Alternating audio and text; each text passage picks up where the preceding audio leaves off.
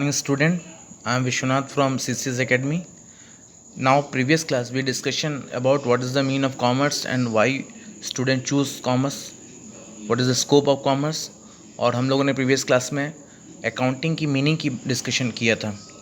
Now इस lecture में हम कैरेक्टरिस्टिक ऑफ अकाउंटिंग की डिस्कशन करेंगे कि इट्स अ थ्योरिकल पोर्शन.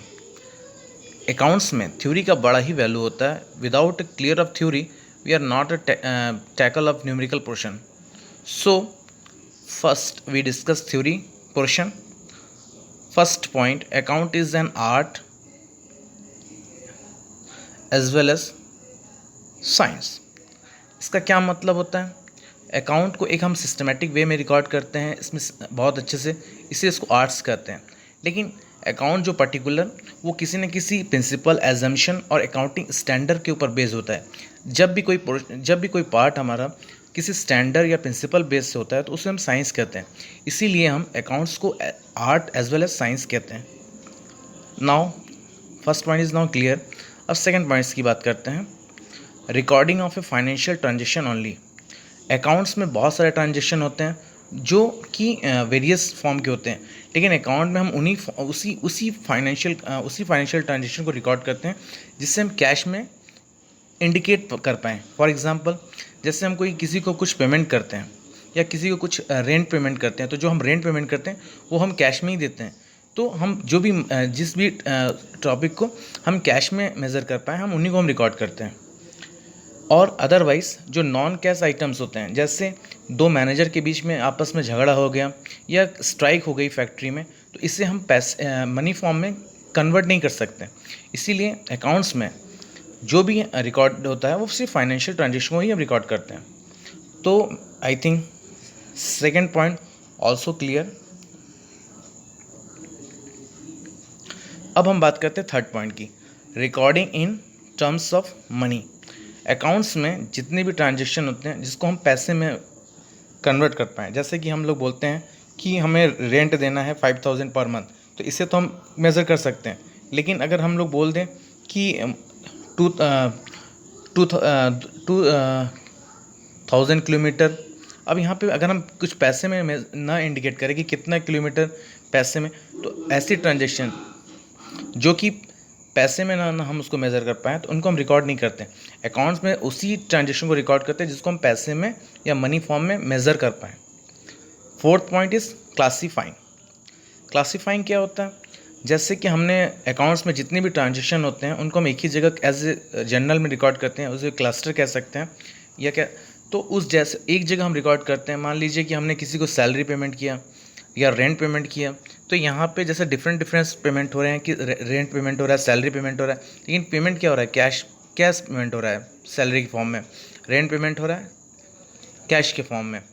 तो जो डिफरेंट ट्रांजेक्शन होते हैं उनको हम बाद में उनके नेचर के अकॉर्डिंग में क्लासीफाइड करते हैं with the help of ledger. तो आगे हम लेज़र पढ़ेंगे. Fifth point is now summarising.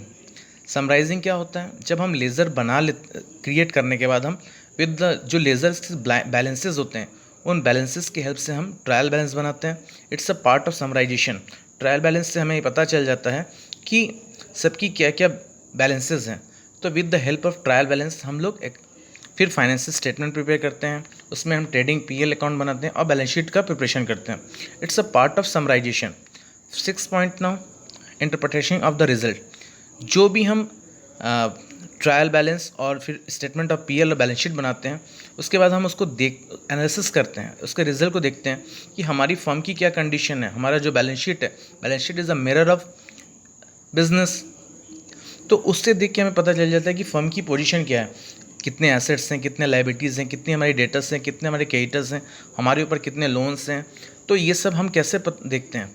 Interpretation of the result, मतलब जो हम लोग फाइनेंशियल स्टेटमेंट प्रिपेयर करते हैं उससे हमें पता चल जाता है कि फर्म की क्या फाइनेंशियल पोजीशन है.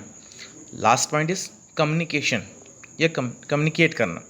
जब हम इंटरप्रिटेशन कर लेते हैं रिजल्ट की, अपनी वीकनेस को देख लेते हैं, तो उस with the help of that particular data हम आपस में कम्युनिकेट करते हैं कि what is the weakness of the our institution. हाँ, तो जो हमारी वीकनेस है या हमें कहीं कुछ चेंजेस करने पॉलिसीज़ में, इनको हम कम्युनिकेशन में अडॉप्ट करके, डिस्कशन करके जो भी डाटा हमें मिलते हैं इंटरप्रिटेशन ऑफ रिजल्ट में, उस डाटा का यूटिलाइजेशन करके आपस में कम्युनिकेशन करते हैं। Now we discuss accounting cycle. First यहाँ ट्रांजेक्शन का मतलब क्या होता है? सौदा। जैसे कि हम कोई लेन देन करते हैं, किसी को कैश पेमेंट करते हैं, किसी से कैश रिसीव करते हैं with the help of voucher, तो इससे हम ट्रांजेक्शन करते हैं। तो इससे सबसे पहले हम रिकॉर्डिंग करते हैं। रिकॉर्डिंग में क्या करते हैं? सबसे पहले हम जर्नल बनाते हैं। फिर जर्नल के बाद हम उसे जब जर्नल में सारी ट्रांजेक्शन को हम रिकॉर्ड करते हैं, लेकिन फिर उनके नेचर के अकॉर्डिंग हम क्लासीफाइड करते हैं अलग अलग।